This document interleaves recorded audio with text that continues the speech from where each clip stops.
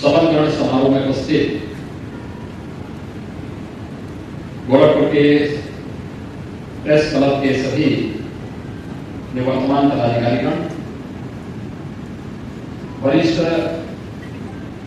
हमारे सभी पत्रकारगण, महानगर के उपस्थित सभी गणमान्य संभ्रांत नागरिकगण और उपस्थित बहनों और भाइयों,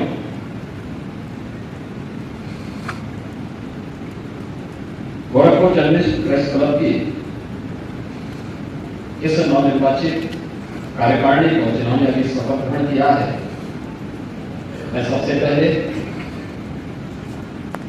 इन सभी को प्रदेश सरकार की ओर से भी और अपनी ओर से भी हृदय से बधाई देता हूं, अपनी शुभकामनाएं देता हूं।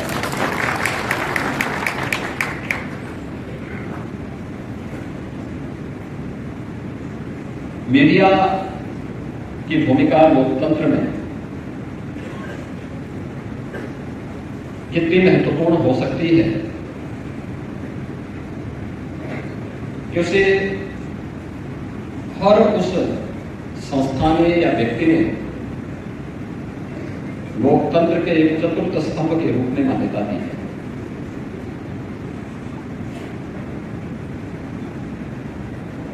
और लोकतंत्र के प्रति जो सबसे सजग प्रहरी के रूप में ध्यानाकर्षण का जो सबसे महत्वपूर्ण मुद्दा होता है, जो सभी अन्य तीन स्तंभों को किसी न किसी रूप में झकझोरता है, सही तथ्यों के नजदीक लाने का प्रयास करता है, जन सरोकार से जुड़े हुए मुद्दों जो किन्हीं कारणों से छूट जाते हैं, उनसे जोड़ने का एक प्रयास करता है। तो उस महत्वपूर्ण स्तंभ का नाम है मीडिया। दुनिया के अंदर जहां कहीं भी आधुनिक लोकतंत्र पनपा है, आगे बढ़ा है,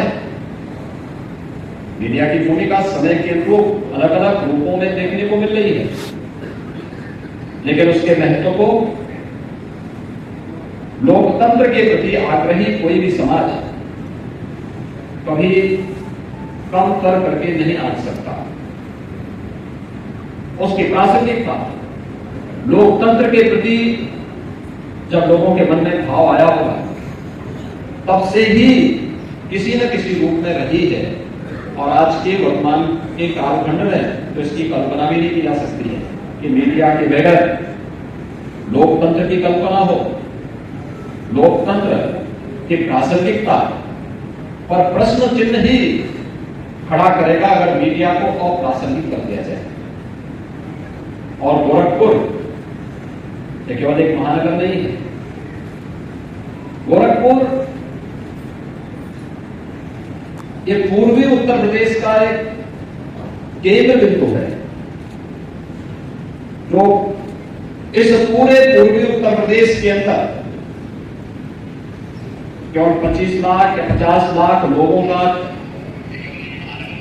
अपने एक मार्केट के रूप में, एक बाजार के रूप में, एक महानगर के रूप में नहीं, बल्कि यहां पे शिक्षा के लिए, स्वास्थ्य के लिए, रोजगार के लिए, व्यापार के लिए और साथ साथ राजनीतिक गतिविधियों को भी प्रभावित करने वाला एक महत्वपूर्ण केंद्र बिंदु गोरखपुर है। और इस महत्वपूर्ण केंद्र बिंदु में प्रेस क्लब में कैसे कार्यकारिणी होनी चाहिए, प्रेस क्लब सामाजिक सरोकारों से उसका क्या संबंध होना चाहिए, इन सभी मुद्दों को गोरखपुर जर्नलिस्ट प्रेस क्लब तय करता है। क्योंकि यहां पे जो कुछ आप करेंगे, स्वाभाविक रूप से उसका प्रभाव जनपद पर, अगल बगल के जनपदों पर और अन्य संस्थाओं पर पड़ेगा। इसलिए एक जवाबदेह कार्यकारिणी बने और जवाबदेह कार्यकारिणी जन सरोकारों के साथ जुड़ करके अन्य संस्थाओं को भी उसके साथ जोड़ने के लिए संवेदनशील बना सके, उसके प्रति समर्पित कर सके, इसमें इस नई कार्यकारिणी की भूमिका अत्यंत महत्वपूर्ण और प्रासंगिक होगी। बहनों और भाइयों, याद करिए मीडिया की भूमिका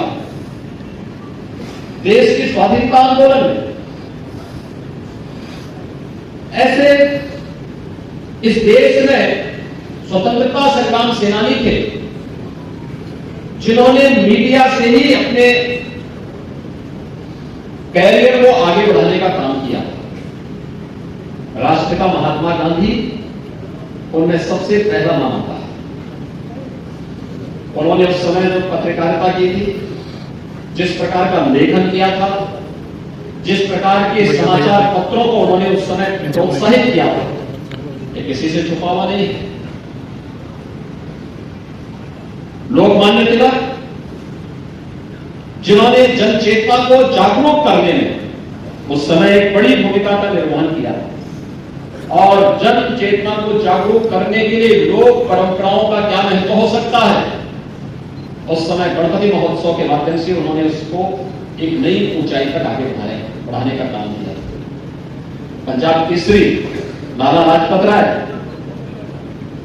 वे स्वयं भी एक पत्रकार थे और उत्तर प्रदेश में क्रांतिकारियों के सिरमौर के रूप में,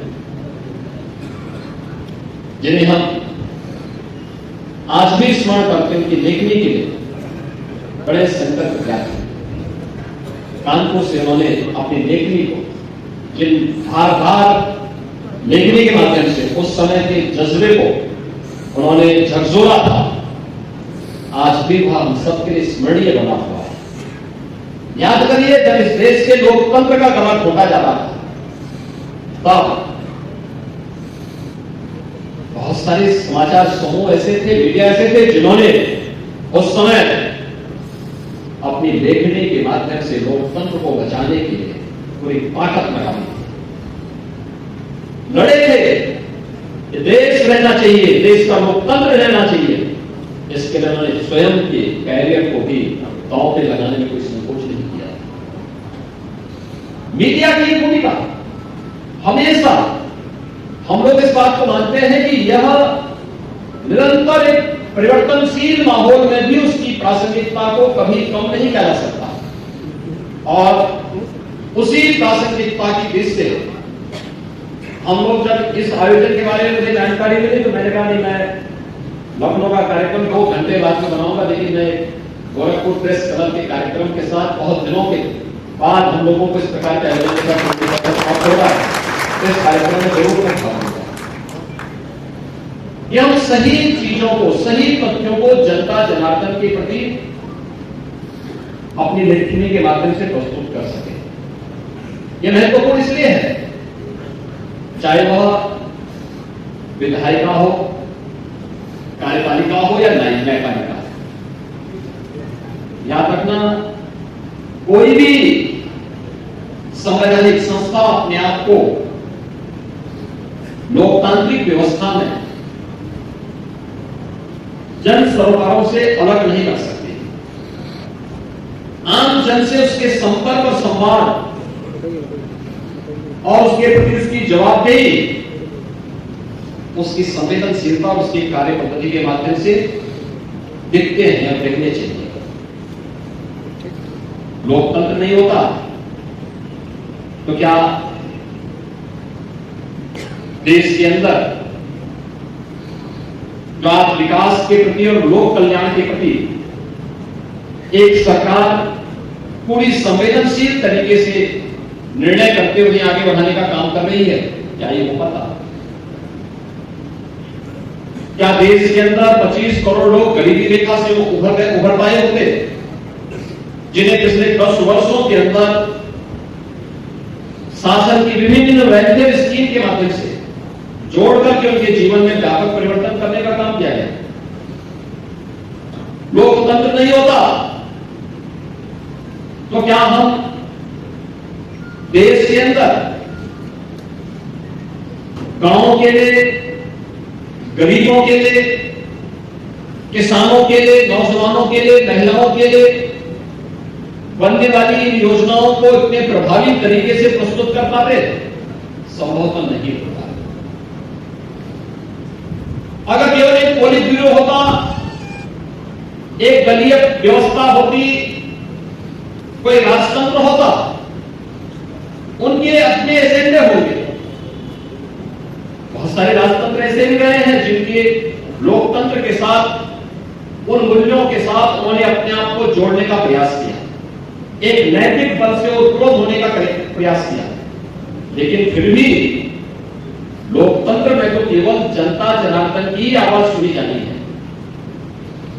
कोई भी सरकार उसको नजरअंदाज नहीं कर सकती, उससे अपने आप को अलग नहीं कर सकती, और अगर कोई करेगी,